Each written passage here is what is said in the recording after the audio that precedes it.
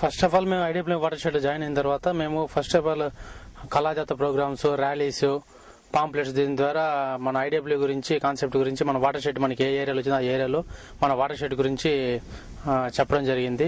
అదేవిధంగా కళాజాత ప్రోగ్రామ్స్ ద్వారా, అదేవిధంగా పాంప్లెట్స్, ర్యాలీస్, ఈ విధంగా మన కళాజాత ప్రోగ్రామ్ చేసిన తర్వాత మన వాటర్ షెడ్ గురించి తీసుకెళ్లిన తర్వాత వాళ్ళ అవగాహన కల్పించిన తర్వాత మనం మన వాటర్ షెడ్ గురించి మనకి ఏ వాటర్ షెడ్ లో మనకి ఏ ప్రాంతాలు వచ్చింది, ఏ విలేజ్ ప్రకారం మనం రిజిడ్ వ్యాలీ కాన్సెప్ట్ తో ప్రజల్లో ఏ విధంగా మోటివేషన్ చేసి ఏ విధంగా పనులు చేయాలి, ఏ విధంగా మనకి ఇచ్చిన కాన్సెప్ట్ ప్రకారం మనం పిఈ కింద ఏమేమి చేసుకోవాలి, ఈపీ కింద ఎటువంటి పనులు చేసుకోవాలనే ఉద్దేశంతో మనం చేయడం. అందులో భాగంగా ఇప్పుడు మనం పశువుల కోసం అనేసి మన క్యాటిల్ ట్రప్స్ కడతా ఉన్నాము, అవగాహన కల్పిస్తున్నాం వాళ్ళకి.